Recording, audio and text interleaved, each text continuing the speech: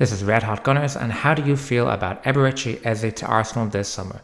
This is one of the links that feels like it could actually happen, and there's a lot of links who've been linked with loads of players. I'm not going to go through them because I don't have enough time, but Eze seems very possible, and the reason why I'm thinking that this is the most likely of the players that we're linked with at the moment, and it could be wrapped up pretty soon, is because the deal is very uncomplicated with Crystal Palace. They want £68 million, and they want it in a very doable way with £20 million installments over 3 years and then £8 million in add-ons.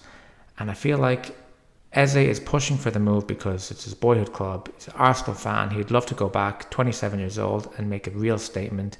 He won Crystal Palace the FA Cup against Man City in the final with the winning goal.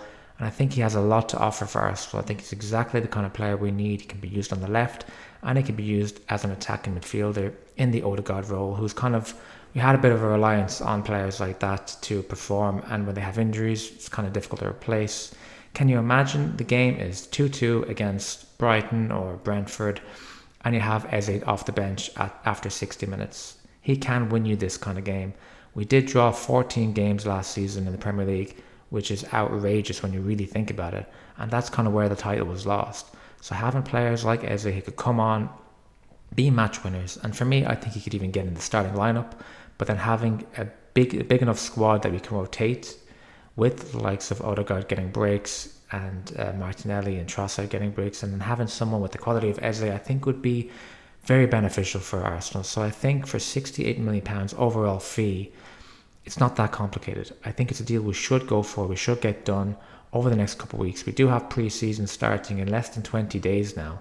I think we play AC Milan on the 23rd of July. So we want to get some players in that we can give them a chance for a proper pre-season before the season starts. And I think Eze, of all the links that I've seen in that kind of position, I think it's even a separate deal to, we will still go for, a winger type Rodrigo. We are linked with Madueke, but I think the fee would be too much for that. And it's not that exciting, as you can see from the Arsenal fan base. There's a lot of negativity around that kind of transfer. So, but this is separate. This is something that we want to do on top of a winger, on top of the striker. And the funds are there. And I think it's a great deal overall. So Eberechi Eze should come to Arsenal this summer. It's very exciting, but also some very interesting news coming out with Ethan Nwaneri. The quote that's been used is that there's a very delicate situation with the contract renewal. His contract ends next summer and he'll be a free agent then, so he can actually discuss moves to other clubs in January next year, which is very soon. And I think with Ethan, I believe he loves Arsenal, he wants to stay with us, but the main issue I have that he might have is he knows that Saka is going to start every game basically, and then the other position he can play is Martin Odegaard's position, and again, he, as the captain of Arsenal, he will start every game. So if they're fit, he might think, how am I going to get the minutes? And he's just 18 years old, but he's the kind of player that wants to play every minute. He wants to play as much football as possible, and with the quality he has, he should probably be starting way more frequently. And I think last season, he didn't get anywhere near the minutes he was expecting as he kind of burst onto the scene. We had the injury to Saka and he got some game times, but once Saka got back in, he was barely used, even as a substitute. So I think that's where the hesitation might be with someone like Ethan Nwaneri. He's ready to go and play as much as he loves Arsenal, and the way he's seen what's happened with Skelly with a new contract. He's already entered the first team, it seems.